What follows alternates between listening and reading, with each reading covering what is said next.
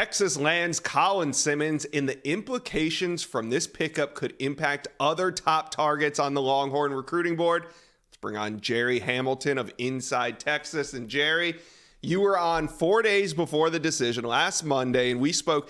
You, at the time, didn't even want to put in a pick. I said, who would you put your pick in now if you could? And you go, right now, I wouldn't even put one in. But Colin himself said that decision came 2 days before the ceremony. Gerry, how was Texas able to win out for Colin Simmons? I think there were two things that were always key in this recruitment, and that was close to home and playing in the SEC. And those have never changed. So, look, the reality is with Texas moving to the SEC, that gave them a legit chance. I don't think they'd have been one of the finalists if they were still in the Big 12. So that hurdle was a big one for Texas. But then really close to home. Look, Colin is the closest to his mom and little brother. And if the family wants to stay in the DFW area, stay in the state of Texas, then the University of Texas is going to be his pick. And I think that is, at the end of the day, you sit around, Josh, and you have this circle, and you sit around at this table, and you talk about that decision. You have grandparents, you have aunts and uncles, you have trainers, you have everybody involved. And then when that table breaks up, you go sit down on the couch, and you're sitting there talking to your mom, right? A lot of the time, or your dad in these recruitments. With Colin, it was his mom and little brother. And I think, the family likes living in Texas, likes the Dallas area. And I think all that led to him going to Texas. Now, talking to the mom, Monica, after Colin committed, she spoke so highly of Steve Sarkisian, her relationship with Steve Sarkisian. So while the family wanted to stay close to Dallas, you also have to give credit to a coaching staff for having great relationships throughout the process. And what Monica said was Coach Sarkisian had a great relationship not only with Colin, but with her. And I think when it's coming down to one of those family decisions, whether you're going to stay really close to home or maybe go 6 hours from home, those relationships really matter. So I think those are really the key factors coming down the stretch. It was close to home. It was SEC. And Steve Sarkisian and staff did a really good job with Colin's mom. Yeah, it's crazy how exciting it still was down the stretch because for the last 2 years, everybody's known that it was probably going to be LSU and Texas in the end. And then everybody also knew that in the end, it was probably going to be Texas. But in those last moments before he committed, I think people were genuinely just on the fence on where he was going. And he did a phenomenal job of keeping everybody kind of on their toes.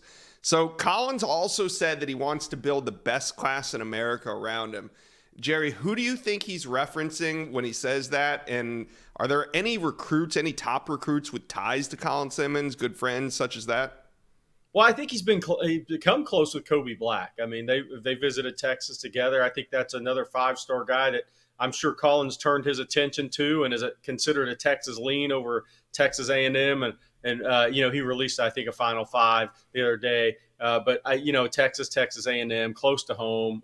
That's one of those recruitments similar to Colin Simmons, I think. So he's one off the top of my head. Then you kind of look. You have some guys with decisions coming up. Wardell Mack, defensive back out of Marrero. Dominic McKinley is committing September 1st. I think Dominic's different. He's more of a removed kid from the text groups and things like that. But if you're looking at one guy in Texas, it's probably Kobe Black, the corner out of Waco Colony, the 5-star who plays on the same side of the ball as Colin.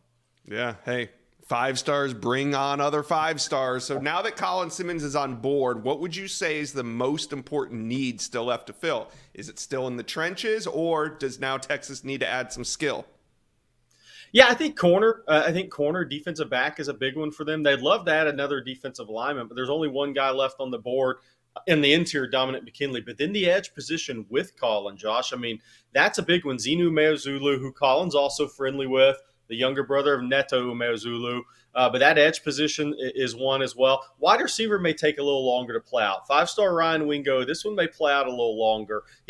Ryan Wingo will be back in Austin September 17th for the Wyoming game. The same weekend, Danny Okoye, another edge prospect Texas is after, is making a visit to Texas. So the positions are corner, edge, and then probably that last defensive tackle spot. So it's really defensive focus now, knowing the offensive guy, the wide receiver position will take a little longer to play out.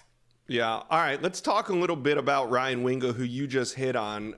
We talked a lot about him in June when he took his official visit to Texas. And you had said at that time that, hey, now that Texas was able to get him on campus, they have a puncher's chance. Well, then that goes into July, and now we're in August. And it seems like the buzz around Texas and Wingo has consistently kind of got louder and louder. Would you now say that Texas is a main player for Ryan Wingo rather than just a puncher's chance here? Oh yeah, for sure. I think Ryan Wingo in Texas, that's absolutely true, Josh. That's accurate. And I think Tennessee is, and I think Missouri is right now.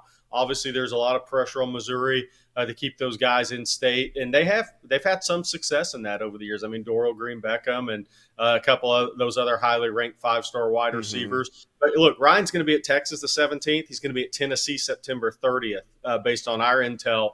So look, those are the three teams right now that seem to have gone forward in this process, ascended, with Texas A&M, Michigan, Georgia, some others still there. But yeah, Texas very much has a chance here. I think there's a great relationship with Steve Sarkisian. I think Chris Jackson has done a good job building relationships since he was hired.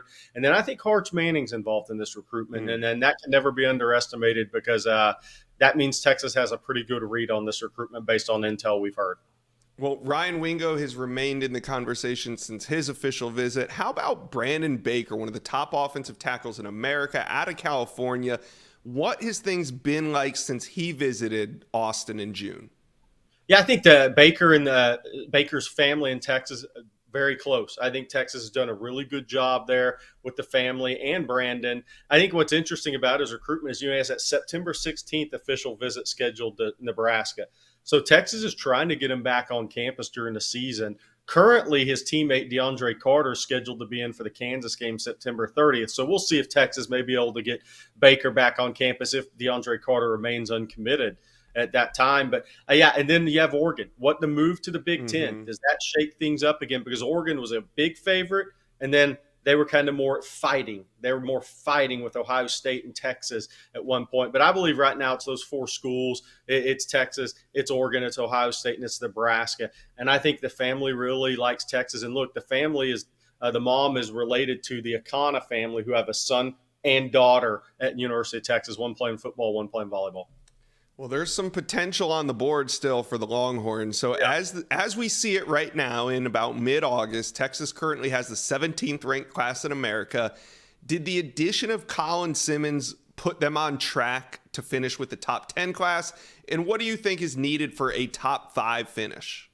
Yeah, I think absolutely it did. I mean, that's kind of the bell cow, that momentum, that was slower to develop versus last year when Arch Manning committed in June, right before big visit weekend. Yeah, I mean, you look, Texas has 5-stars still on the board. They're right there with, we've mentioned them. Yeah. Kobe Black, Brandon Baker, Ryan Wingo. Then you have Dominic McKinley, who's deciding September 1st. The reality, Josh, as we know, is if Texas hits on 2 more of those guys, has 3 5-stars, they're going to be in that 5, 6, 7, 8 range. Then it becomes, how big does your class get? I think Texas has signed 25 guys. So if they hit on 3 5-stars with a 25-man class with what's left, guys like Wardell Mack as possibilities and some others, then they're going to be right there knocking on the door for a 3rd straight top 5 class. Well, we'll see what Texas can do between now and early signing day, which is only about 4 months away, but we have the whole season to go still. Lots of twists and turns to come.